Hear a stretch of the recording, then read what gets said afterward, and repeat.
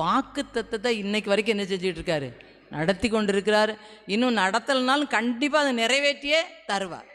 ஆண்டவர் வாக்கு சொன்னவர் மாறாதவர், வாக்கு பண்ணினவர் உண்மை உள்ளவர். அவருடைய வாக்கு தத்தங்கள் எல்லாம் ஆம் என்றும் ஆமேன் என்றும் இருக்கிறது. அது என்ன வாக்குத்தத்தம் இருக்குதோ அப்படியே என்ன செய்யணும், கட்டாயம் நடக்கும். அநேகர் நம்ம ஐக்கியத்தில் எழுப்புதல் ஜெப ஐக்கியம் மூலமாக எடுத்துக்கொண்ட வாக்குத்தத்தத்தையும் எச்சரிப்பையும் அநேக சகோதர சகோதரிகள் ஃபோன் மூலமாக நேரடியாக எனக்காகவே இந்த வசனம் எழுதியிருக்குன்னு. ஆமேன். பைபிளில் எல்லா வசனமும் நமக்கு தான், ஆனால் இந்த பிரத்யட்சமாக ஒவ்வொருவருக்கும் தனிப்பட்ட வாக்குத்தத்தம் எச்சரிப்பு கொடுக்குறோம்ல, அவங்க சொல்கிறாங்க எனக்காக தான் எழுதி வச்சுருக்கு இந்த வாக்குத்தத்தம், எனக்கு கரெக்டாக வாக்குத்தத்தம், எனக்கு கரெக்டாக எச்சரிப்பு. உண்மையிலே ஆண்டவர் அப்படி தான் என்ன செய்கிறாரு, நடத்தி கொண்டிருக்கிறார். அந்த வாக்குத்தத்தத்தை தந்து இன்னைக்கு வரைக்கும் அந்த வாக்கை நமக்கு நிறைவேற்றி கொண்டு இருக்கிறதுக்காக அவருக்கு நன்றி செலுத்துவோமா? எல்லாருமே நீங்கள் வாயை திறந்து நன்றி சொல்லணும். எல்லாரும் ஆண்டவர்